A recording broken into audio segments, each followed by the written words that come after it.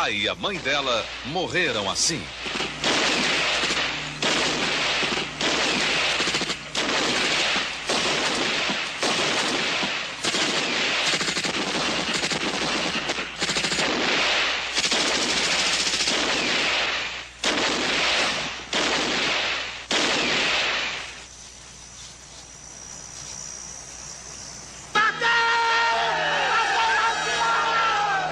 Logo que acabou o seriado Lampião e Maria Bonita, exibido pela Rede Globo, a família deles tomou uma decisão: visitar a Grota de Angicos, o lugar onde morreu o casal mais famoso da história do cangaço.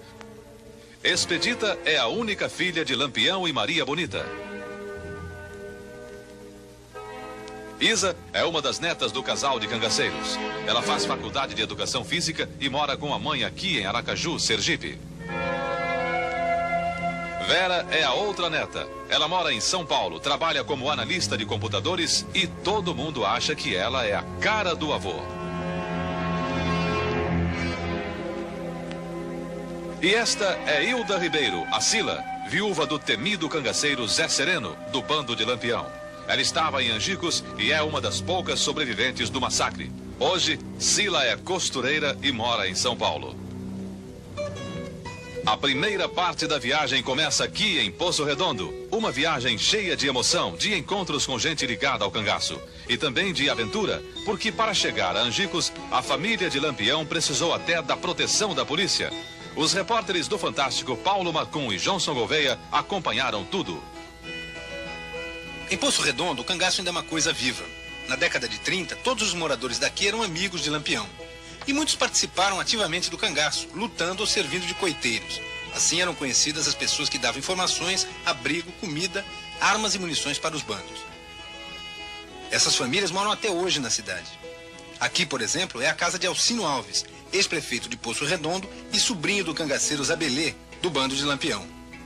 E este que está chegando agora é Manuel Félix, um antigo coiteiro do capitão Virgulino Ferreira. Ele ainda tem aquele jeito meio desconfiado, típico do cangaço. Mas para falar de Lampião, fica mais à vontade. Como que ele tratava o senhor? Como que era ele pro senhor? Bom, ele tratava bem, ele tratava todo mundo bem. Na semana que mataram ele, eu não fui lá. Mas depois fui lá, vi os ossos. Agora, depois, logo, eu estava em Gararu e vi os retratos das 11 pessoas. As cabeças. As cabeças. Por isso eu sei que ele morreu. Expedita viu Maria Bonita poucas vezes na vida, porque foi criada por uma família de coiteiros aqui mesmo em Sergipe. E quer saber um pouco mais sobre a mãe dela. O senhor conhecia bem a minha mãe? Maria Bonita? Conheci. Sim, com o pessoal. Ela tratava bem todos. Tratava. E todos a respeitavam. Todos. Ele também. Ele também. Então ele era querido por todos, né? E uma lembrança do pai, Lampião. Uma vez eu lembro que ele me deu uma saboneteira e uma tesourinha. Outra vez eu lembro que eu chorando, sentada assim no chão, me lembro que ele me deu um dinheiro de prata. E como é que era? A senhora tinha medo deles? Tinha. É? Tinha. Olha que no Enxu a minha mãe de criação tinha um papagaio que quando a volante se aproximava, que ele avistava de longe, ele sacudia todo e falava: Aurora, a volante vem chegando. Aí eu, para debaixo da cama, que eu tinha medo. Só tinha medo da volante também? Tinha medo, mas desde que era eles. Era eles? Era eles. A família de Lampião chega ao porto de Curralinho, na beira do Rio São Francisco. E aqui, a viagem vira uma aventura, um desafio. O responsável por isso é ele, Dernivaldo de Figueiredo, filho do dono da fazenda de Angicos, que não quer deixar a família ir até lá de jeito nenhum, afirmando que em Angicos só entra quem ele quer. Eu não concordo com esse trabalho. Vocês estão forçando a barra, não vai ser bom para vocês, já pedi a vocês para não ir. Estou levando a coisa a bom termo, fazendo um pedido, uma solicitação. Eu só não admito que o senhor nos ameace. Eu não ameacei ninguém. Não, o senhor segurou no meu braço. Eu não ameacei. O senhor segurou no meu braço e disse assim, vai ficar pior. Quer dizer, o senhor me ameaça com a cana que vai fazer isso, fazer aquilo. Não, não estou ameaçando. A arma de vocês é esse, que é o seu trabalho. Meu trabalho. A minha são é outras. diferente. Não, você trabalha com as armas que você tem, eu trabalho com as armas que tem. Você quer que eu faça o quê? A família de Lampião está revoltada. E mais revoltado ainda ficou Edivaldo Pacote, um pesquisador de folclore de cangaço que acompanha a viagem. A prepotência dos fazendeiros e latifundiários foi uma das principais causas do surgimento do fenômeno do cangaço no Nordeste. E é simplesmente inadmissível que 44 anos depois da morte de Lampião, essa mesma prepotência se volte contra a família de Lampião, que se viu de repente impedida de visitar o local da sua morte, e o local onde o seu corpo, assim como o de Maria Bonita e mais 9 cangaceiros, estão sepultados. Só resta uma saída, é o tombamento dessa área. Em Aracaju já existe um movimento para tombar a Grota de Angicos, isto é, o reconhecimento do valor histórico do lugar e a desapropriação da terra.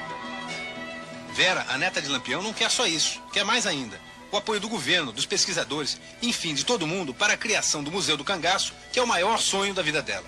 E o que seria um museu na tua concepção? Seria sobre o cangaço, num todo o cangaço. Não seria só sobre Lampião, Não seria só sobre Lampião, seria no todo o cangaço, desde o início do cangaço. A família de Lampião decidiu continuar a viagem mesmo sem a autorização do dono da fazenda. A ideia é ir até onde for possível, mas sem invadir a terra de ninguém. Subindo São Francisco, daqui a pouco vamos chegar a Cajueiros. Esta é a primeira vez que Sila vai rever a cidade desde que ela deixou o cangaço. Lá, do outro lado do rio, fica Entremontes. Pouca coisa mudou por aqui desde a época de Lampião. Ele chegou a atacar Entremontes, mas em Cajueiros era amigo de todo mundo. Não é nada difícil encontrar por aqui gente que conheceu o Lampião e que adora relembrar histórias. Um bom exemplo, Odilon Félix, coiteiro do capitão Virgulino. Lampião era meu conhecido, Lampião vivia mais ele. Conhecia ele de fundo. E o senhor conheceu o marido de Adília, Canário? Conheci. Canário era do bando de Lampião e chefiava o cangaço aqui em Cajueiros. Adília é ela, que participou de muitos tiroteios e com muita sorte. Nunca aconteceu nada comigo, o que aconteceu só passou uma balinha aqui assim. Mas eu tirei o pedacinho da casca, da bala, e tô viva, tô conversando aqui, ó, com Sila, com tudo, com vocês aqui, tudo de colega, né? De Cajueiros, a família de Lampião foi até Angicos, mas não entrou na fazenda. Preferiu respeitar a decisão do dono das terras e parou na beira do rio. Mas 2 dias depois, estava todo mundo de volta. Desta vez para valer, para entrar, mesmo contra a vontade do fazendeiro. O juiz Francisco Novaes, de Porto das Folhas, expediu um mandado judicial dizendo que ninguém pode proibir a visita de uma família ao lugar onde corpos de parentes dela estão enterrados. E mais, o juiz ordenou que a polícia fosse para lá garantir a entrada de todo o grupo em Angicos. Exatamente aqui, há 44 anos, desembarcava a volante comandada pelo tenente João Bezerra, que matou Lampião e Maria Bonita. Da beira do São Francisco até o lugar onde Lampião e Maria Bonita morreram, a gente tem que andar uns 40 minutos. Os cangaceiros passaram por aqui muitas vezes, e é um caminho estreito, cheio de pedras. E foi por esta mesma picada que a volante comandada por João Bezerra subiu para atacar o bando. Foi aqui que a polícia se dividiu, né, Santônio? Como é que foi? O povo, ao chegar aqui, aí dividiram aqui e o outro foi pra cá. E nessa hora a Sila estava dormindo lá no acampamento com os cangaceiros, não é isso? Hein, Sila? Era, sim.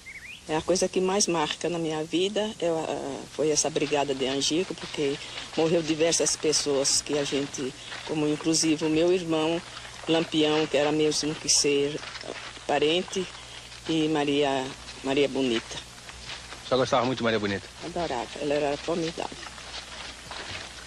Ela era a melhor amiga da senhora? Era a melhor amiga, porque eu convivi mais com ela. Inclusive, ela era madrinha do meu filho, que eu tive no mato.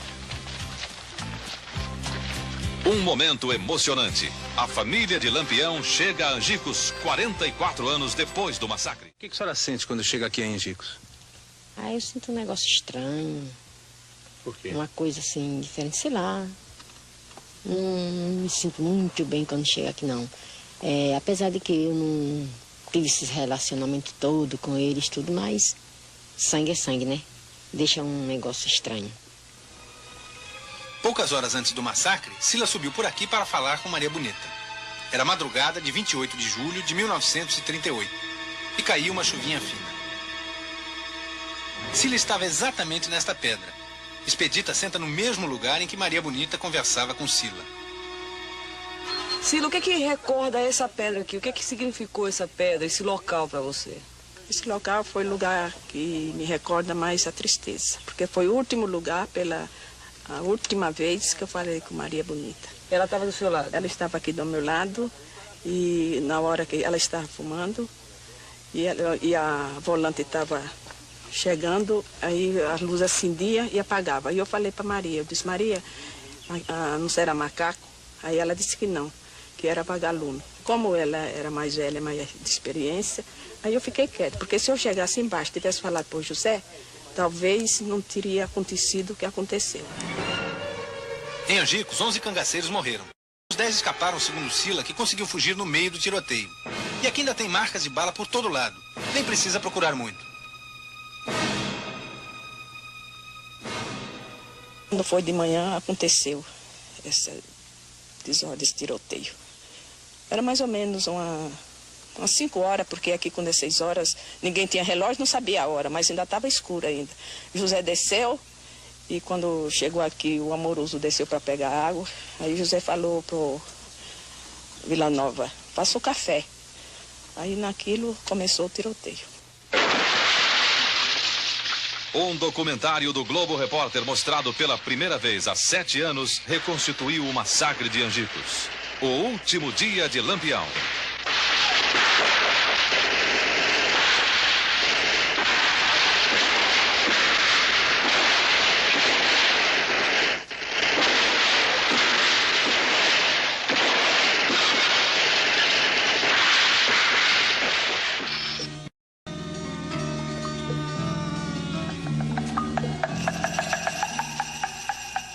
E Lampião caiu aqui mesmo? Lampião caiu aqui mesmo. E Maria Bonita, que estava com ele, conseguiu se arrastar até aquela gruta um pouco adiante ali.